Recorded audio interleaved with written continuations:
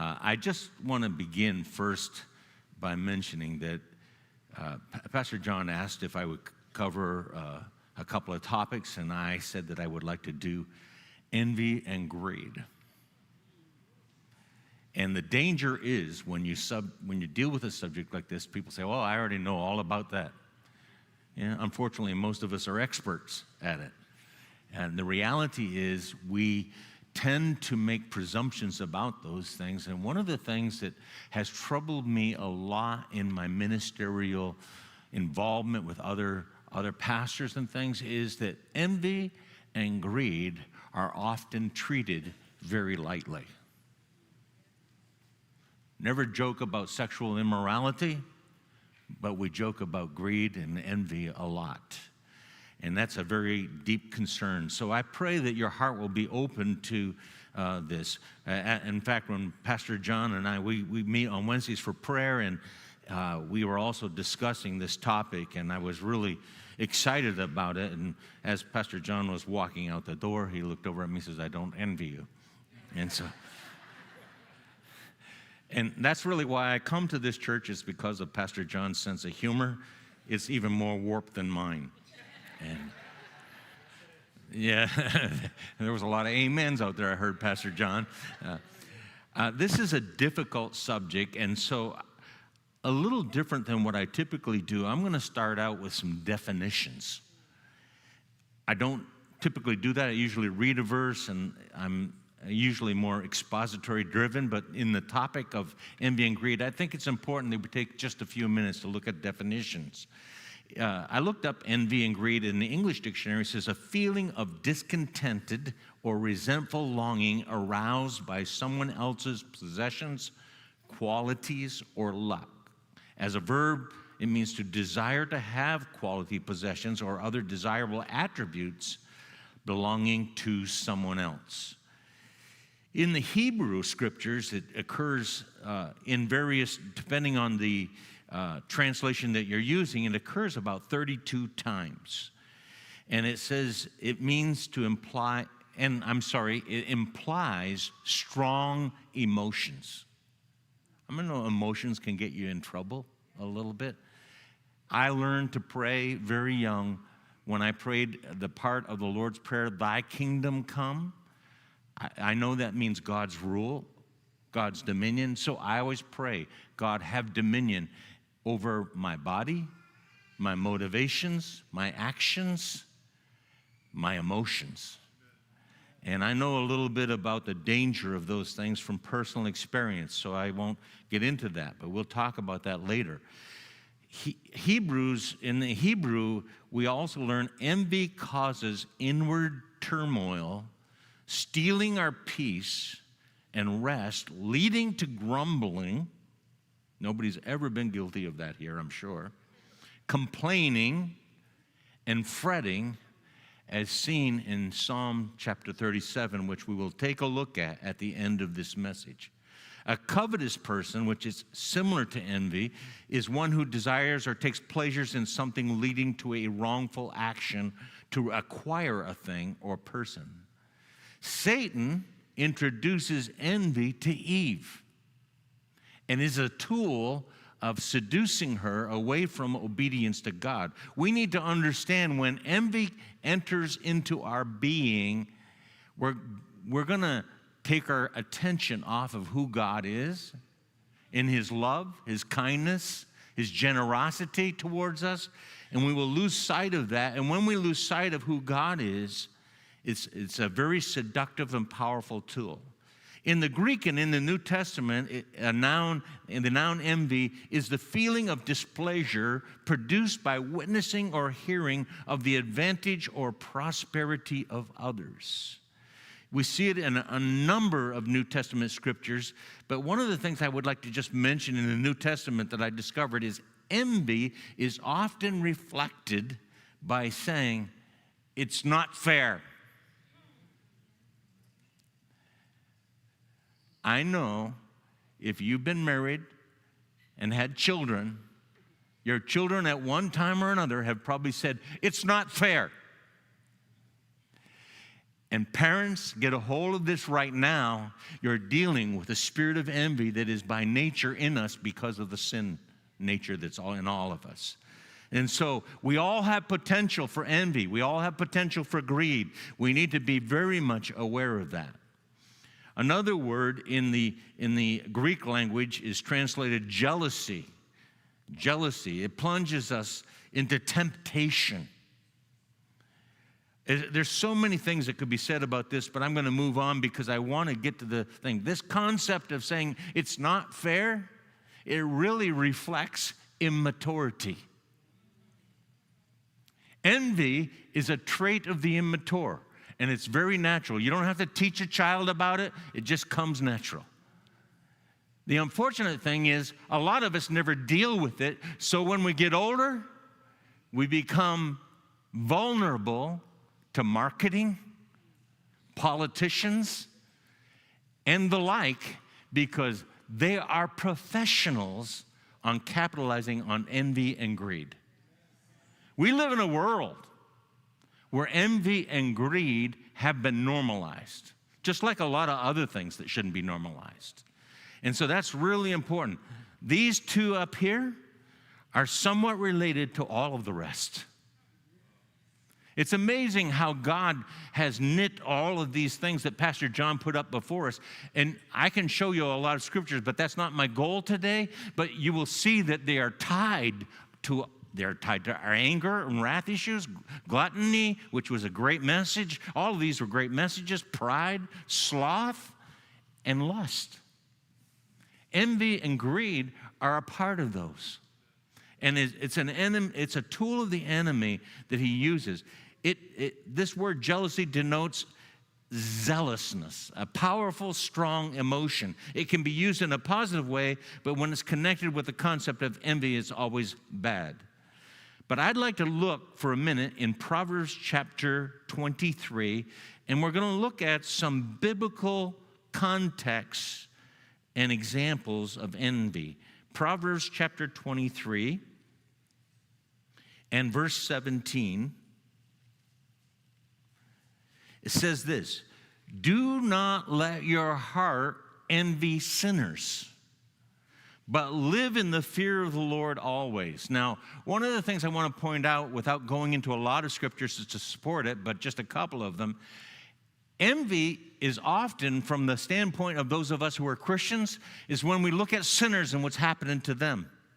And we say, well, that's not fair. I'm a Christian. I've been a good person all my life. Why aren't I blessed like that? As a matter of fact, the psalmist writes about this, and he tells about the danger he was in as he began to envy sinners. And he says, but then I went to the house of the Lord. You know, there's something fascinating to me about assembling with the people of God. And when I come in here, when I've been struggling with a lot of things, it's amazing how the Spirit of God will use the context of corporate worship to lift my eyes above what I'm seeing in the flesh realm and begin to see the reality of the spiritual realm. Oh my, I feel a Pentecostal thing coming on. Sorry. There's something in the empowering of corporate worship that does something for me, and it lifts my eyes right out of this realm, in the earthly realm, and I begin to see things as they really are. But then I went into the house of the Lord. And that's in the Psalms as well. You can look that up if you think I'm leading you astray. I wouldn't do that. Proverbs chapter 24, I want to read one there as well. Verse 1. Do not be envious of evil men, nor desire to be with them, for their minds devise violence, and their lips talk of trouble. Look down at verse 19 in this one. It says, do not fret because of evildoers, or be envious of the wicked. Do not fret. Anybody ever been guilty of fretting a little bit? Just a little bit? Come on now. Oh, it's such a huge temptation. I'm going to just look at Psalm chapter 37 first couple of verses, but we'll come back to that later because it is a tremendous key to overcoming envy. It says in verse 1 in 37, do not fret because of evildoers. Be not envious toward wrongdoers, for they will wither quickly like the grass and fade like the green herb. Trust in the Lord and do good. Dwell in the land and cultivate faithfulness. We need to understand that envy is a tool of the ungodly world that's empowered by Satan. And if we understand that, that's why our children want $400 pair of shoes. It's not because they really need them. One time, I had a nice bicycle. I bought it over at the Raleigh store. It was a nice little bicycle. And all of a sudden, I began to envy the lighter weight bicycles. And I went to Biker's Edge in Bristol, and I saw this bicycle. It was on sale. It was so nice. It was just beautiful. I thought, oh, I could do good riding with that bike. Maybe my bike riding would improve. And I begin to envy it. And then there's the voice of the Holy Spirit through my wife. You don't need that bicycle. You already have a bicycle. How many know how the Holy Spirit can speak through your wife? And how easy it is to ignore the Holy Spirit in your wife. I bought it anyway.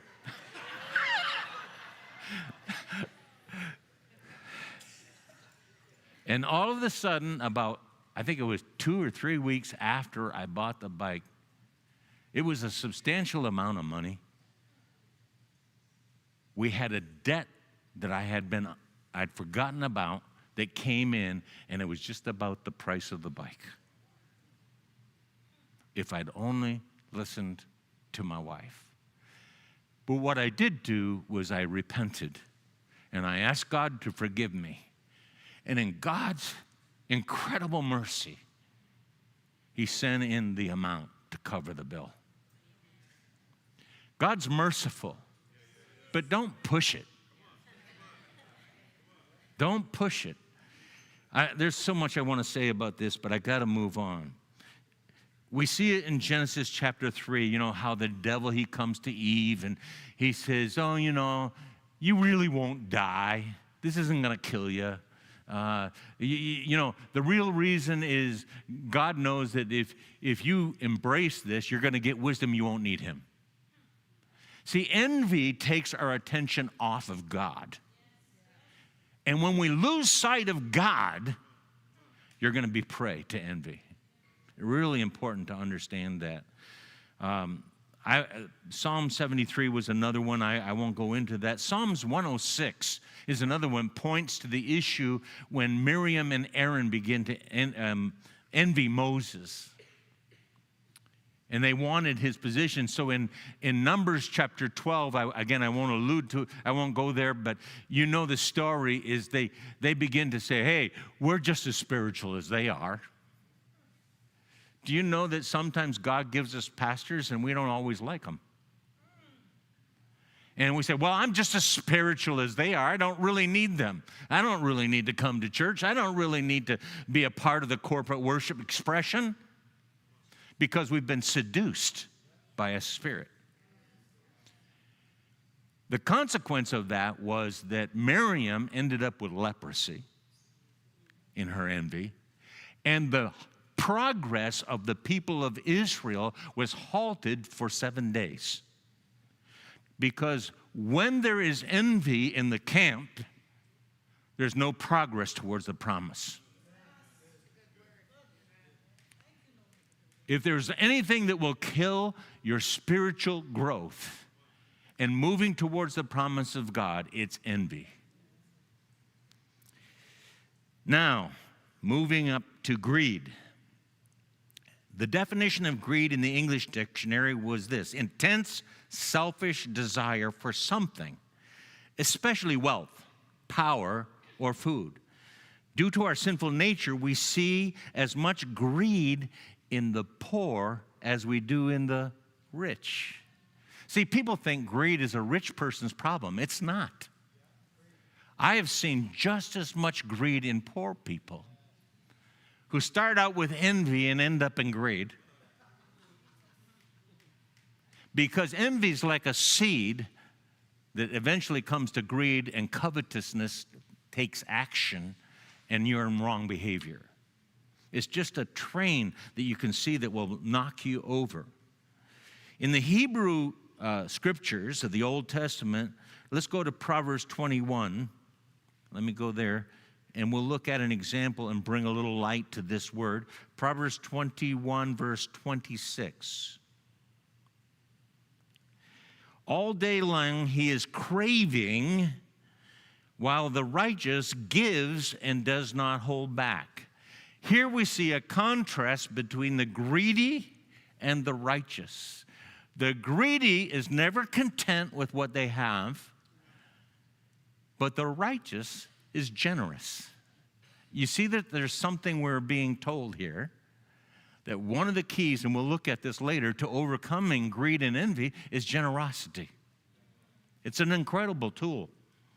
But in this particular case, we see it happen here. Note, the opposite of greed is generosity. To pine after, it means to pine after, to desire, strong appetite associated with discontentment and dissatisfaction. I want to go to the book of Numbers to look at, again, an example in the Old Testament of this issue of greed. And I'm going to try to cover, let me just get a different translation here, because I highlighted a particular translation. That's it.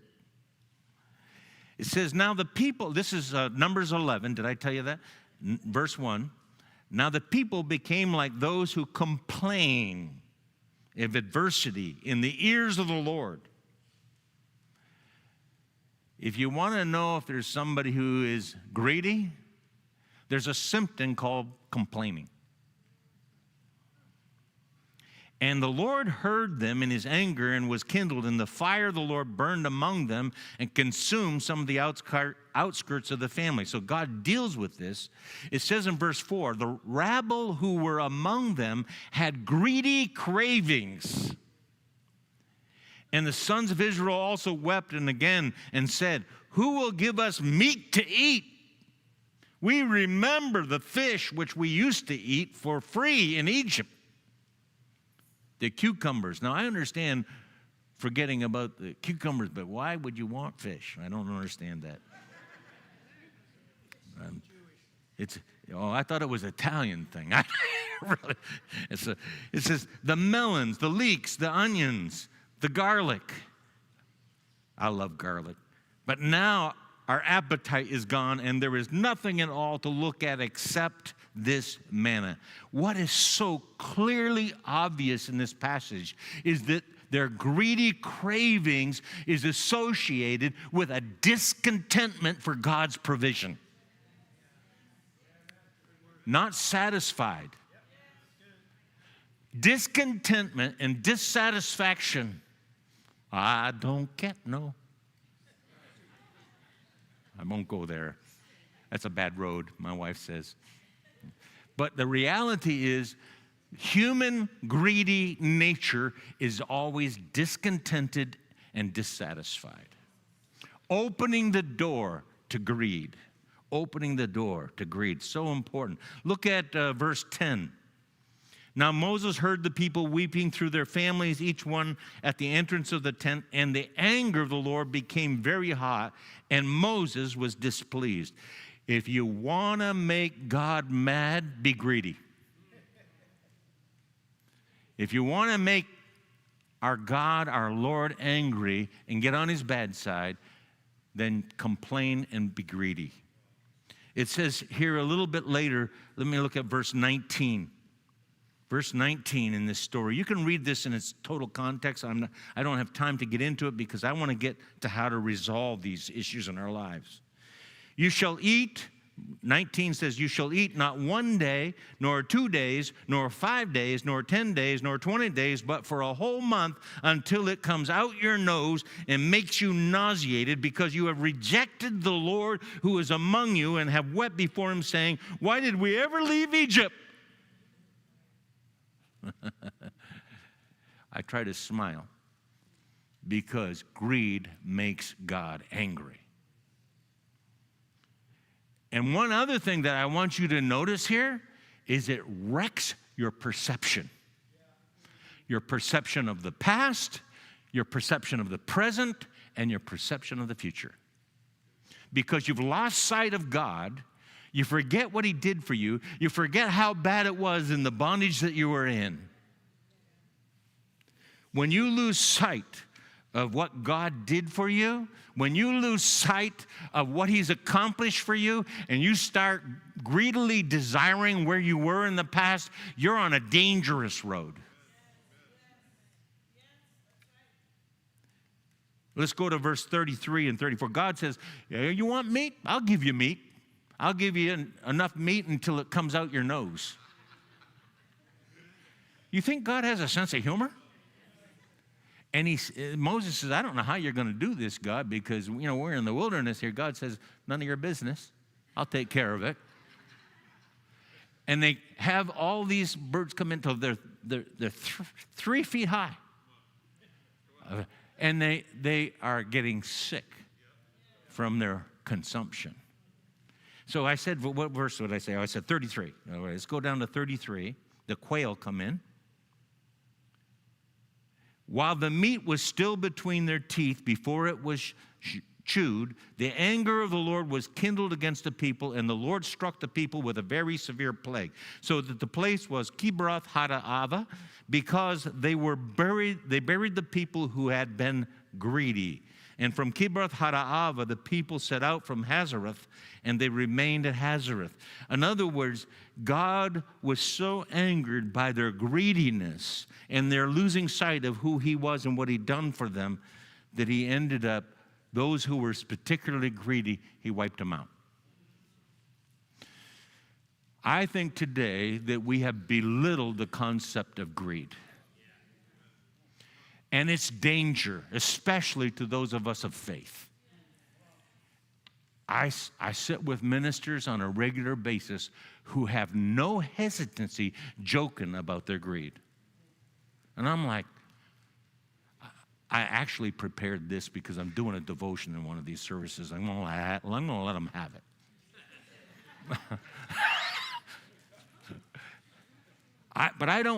It's not my interest in letting people have it. It's my interest in saving you from the wrath of God.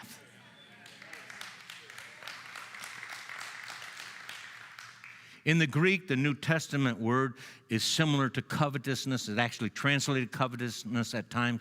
It means a desire to have more. How many know that greed is never satisfied?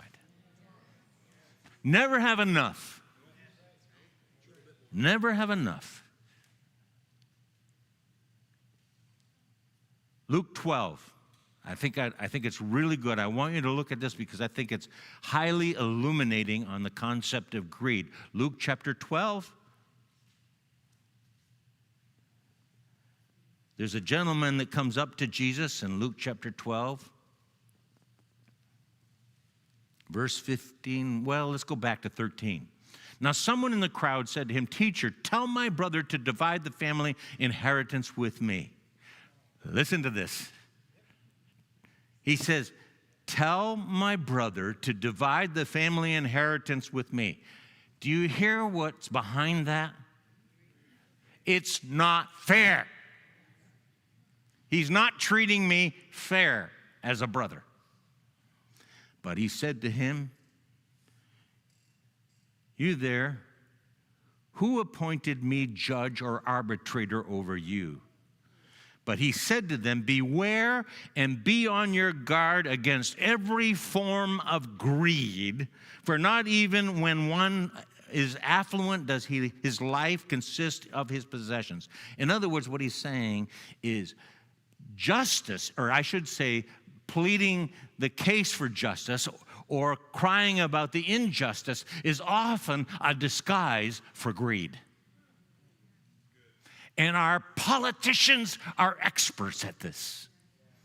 They'll go to the poor element of society and tell them what a terrible person their opponent is, on both sides. And just what they're really doing is they know that greed is in the heart of them, and they can pull out their support, and they'll say, oh, I'm voting for that guy because he's going to get me justice. He's going to get me my fair share. Let me tell you, when a politician appeals to you in that basis, run. Run. And he told them a parable. I don't have time. You can read it for yourself, but it's an amazing story. The power of greed. Let's go to Romans 1. We're making good progress. Romans chapter 1, let me see. I want to start with verse 28. Oh, you know what? I got to improve my technological skills. I was in the book of Acts. That's not going to help me.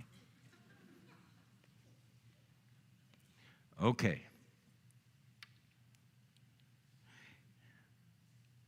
28, and just as they did not see fit to acknowledge God, losing sight of God, God gave them up to a depraved mind to do those things that are not proper. People having been filled with all unrighteousness, wickedness, greed, and evil, full of envy, murder, strife, deceit, and malice. They are gossips, slanderers, haters of God, insolent, arrogant, boastful, inventors of evil, disobedient to parents, without understanding, untrustworthy, unfeeling, and unmerciful. And although they knew the ordinance of God, that those who practice such things are worthy of death, they not only do the same, but also approve of those who practice them. You see, I have seen Christians that they're intensely angry with the world about the immorality, but have no hesitation to gossip or be greedy. All of these things expressed here are a reflection of ignoring who God is and what He's done. I want to go to 2 Corinthians. I got to move fast because I want to get through this. 2 Corinthians chapter 9.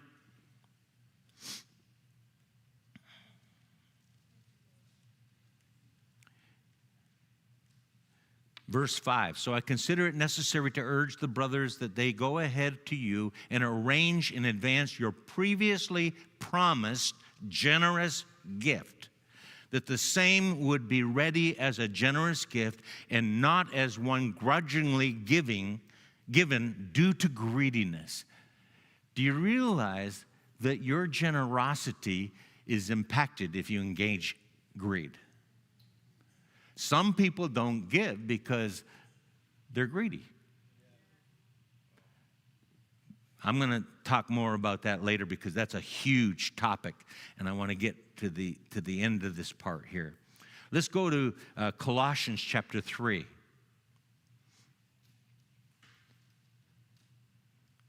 And here is an exhortation of Paul to the church at Colossae.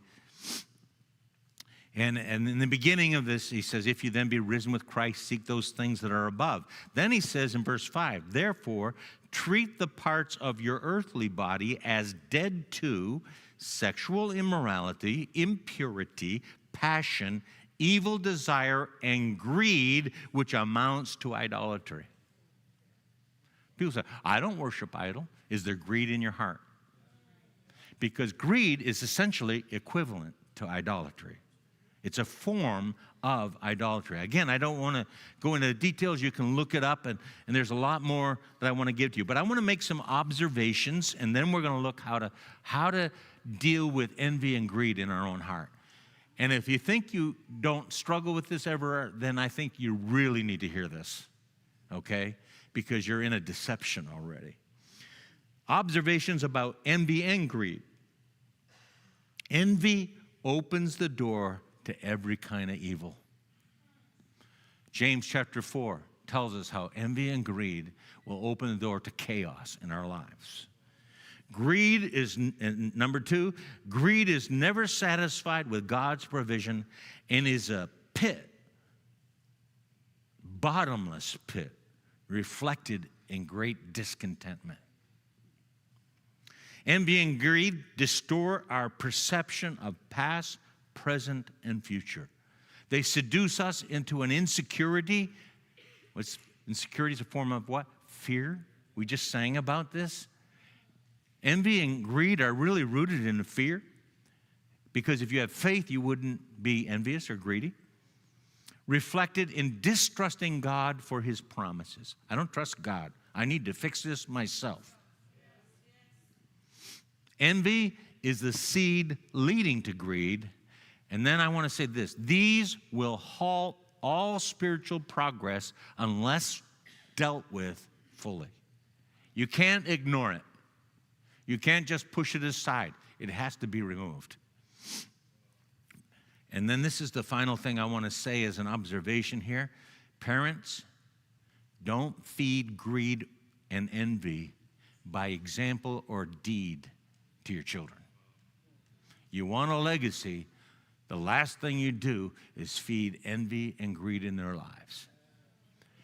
It's unfortunate today, but I have seen many of a good, godly parents spoil their children rotten, so to speak. Well, I want to give them what I didn't have. Did it really hurt you? Look at how it benefited you long term. And what you end up doing is putting your children in a place of envy and greed that they can't escape from. Envy and greed will destroy your legacy. Also, your example.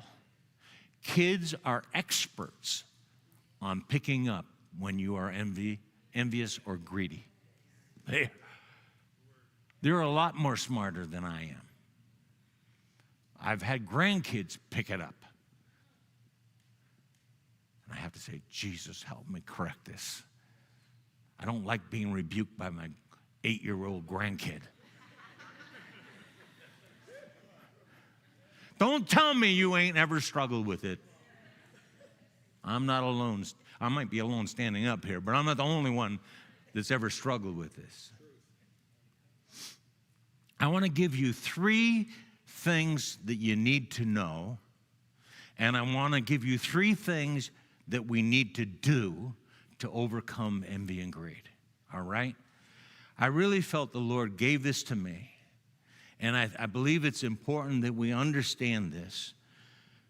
We need to know certain things. If you don't know these things, you're going to enter into envy or greed, or both. Number 1, stay focused on who God is and who we are in him. Know God, know his word, know his promises, and know how much he loves you. Because David said, I've been young and I've been old and I've never seen the righteous forsaken or a seed begging for bread. So there's no need to enter into envy. There's no need to enter into. If you know who God is, if you know how much he loves you, then it'll redeem you from the desire to be envious. Keep an eternal perspective. Any imbalances or injustices that exist, they're temporary. We are constantly and repeatedly warned in scriptures. Let me get a drink here.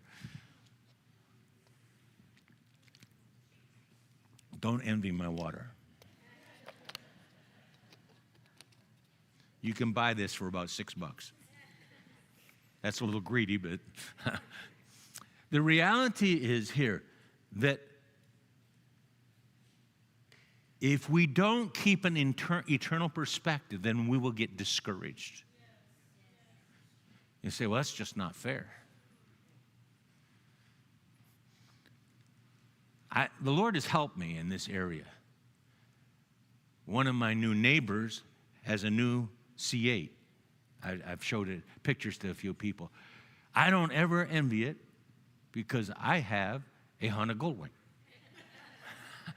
No, that's not the reason. I love to go out there and just enjoy the sound of him going down the street. But some people will look out the window and say, I wish I had a C8. I wish I could afford a C8 or whatever. And that envy and greed get in the way, and they see it. They don't understand. There's an eternity. Eternity. Injustices really greatly disturb all of us at times. Injustices that we look at in this world, like people doing great crimes and getting away with it. Let me tell you, it's temporary.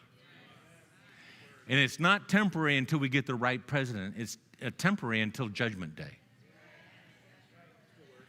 And it's important that we don't let envy and greed move us into a place of frustration, fretting, fear, and anger. Really important. Be content. The third thing is remember, this is what you need to know. It's a temporary situation. You need to stay focused on who God is. And the third thing is this. Remember the danger of envy and greed. Look at the biblical history alone. And where in history has envy and greed produced anything positive? Those are the three things that we need to know. Are you excited about that? Good. Now you're going to get to the hard stuff. Three things that we need to do. You ready? Always maintain an attitude of gratitude. Give thanks regularly and refuse to give expressions to discontentment. Listen, I believe God rewards those that are grateful.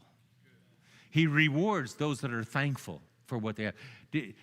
When your child is ungrateful, does it make you want to give more to him?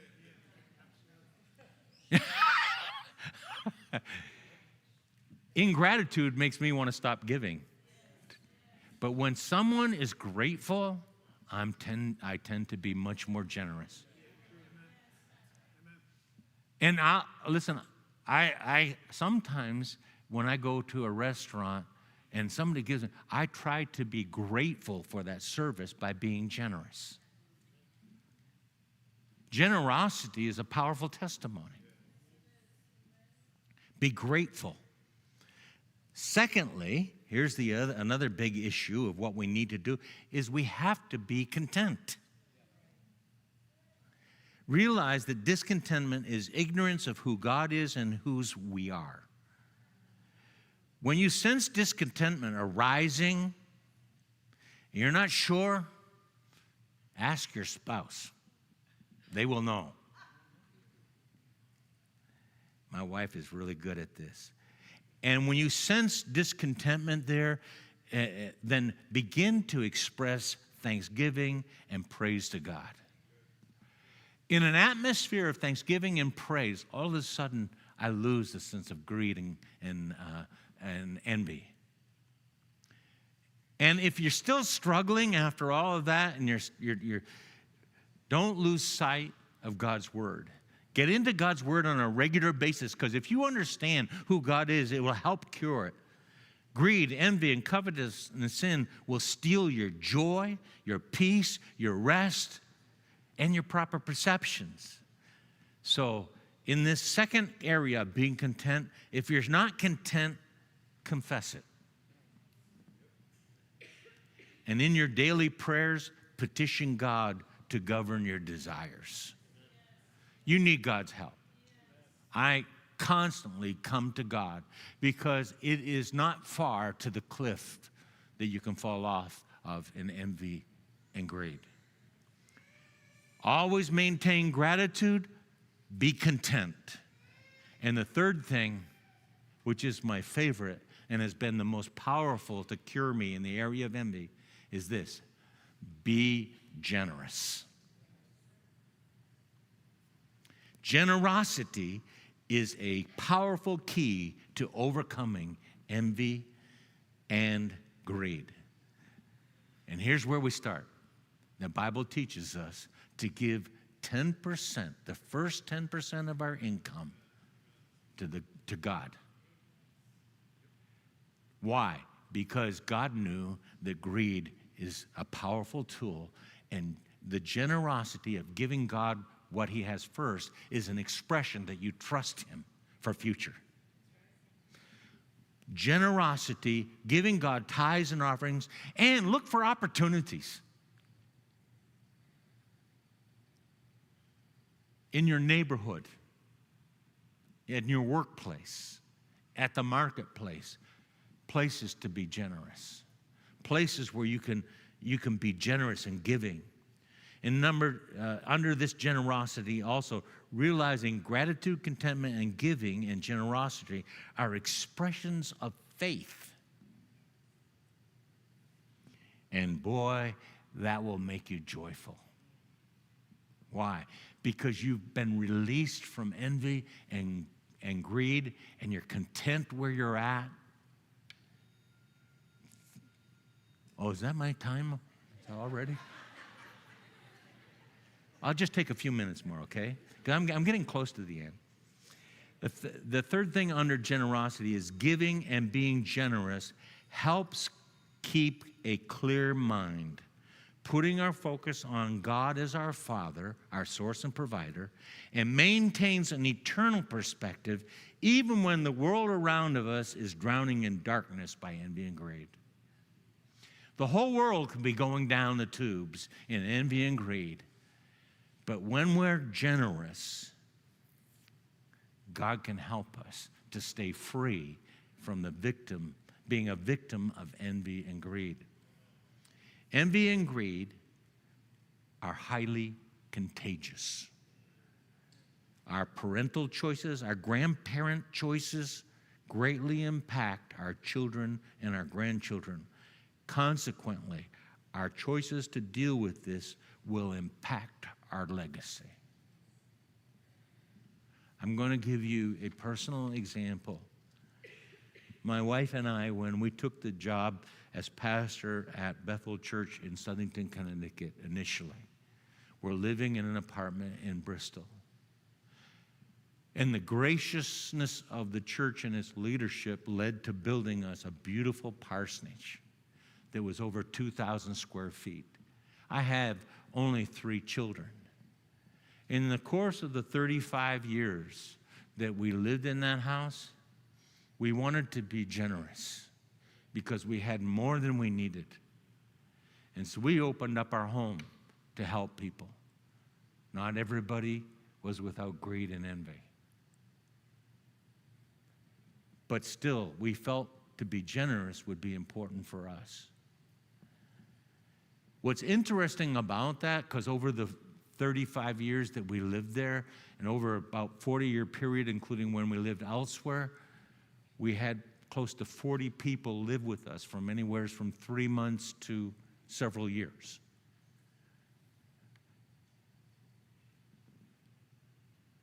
I gained family.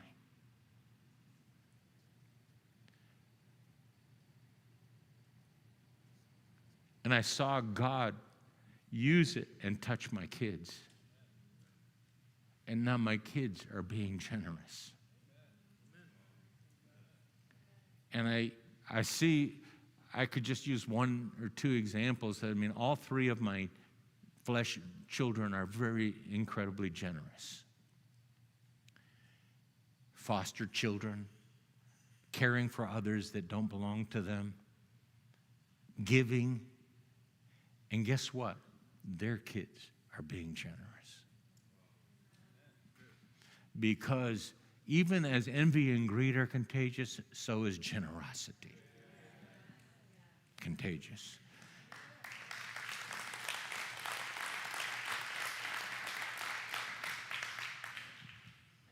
To me, these two, greed and envy, are incredibly dangerous. But if we overcome them, we have a powerful testimony. The final thing I want to say is if you engage in greed or envy, you will destroy your testimony. You will destroy. You'll have no impact. But when you're generous, it has a powerful impact on people's lives. 3 things to know. What are they? Stay focused on who God is and who we are to Him.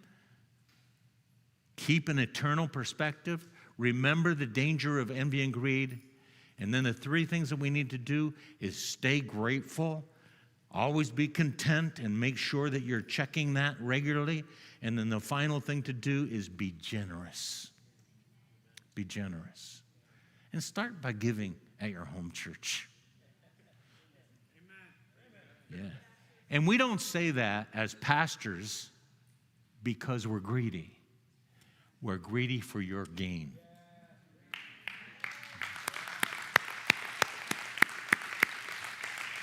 A lot of people get annoyed when we talk about money, but we don't do it for our benefit. We do it for yours. You see, I want everybody to know the joy. You know, I walk down in my basement where my study is because I spent quite a bit of time there, and lately, by the way, I also spend time practicing my horn for the symphony, which they have graciously decided on July 1st they're going to be here again. So when they come, be generous, be joyful, have a good testimony. And if you want to be impacting your neighborhood, learn how to be giving in your neighborhood. Learn how to be giving. And parents and grandparents, this is hard for me because as a grandparent, I want to spoil them. You know, I figure it's Josh and Milady's job to straighten them out. It's my job, spoil them. But you really have to guard your children from getting enslaved to envy and greed because it is a national disease. It's an international disease. It is horribly impacting and ruin your life. Think about guys like Brandon, who is willing to separate from his family for 1, 2, or 3 months to go and serve thousands of Fulani Muslims. Generous guy. Fearless. Why? Put aside envy. Put aside greed. 8 amazing kids that he has. I'm telling you, when we overcome envy and greed, the testimony of church is powerful. But when we don't deal with it, the testimony of the church is destroyed. Could you stand with me, please?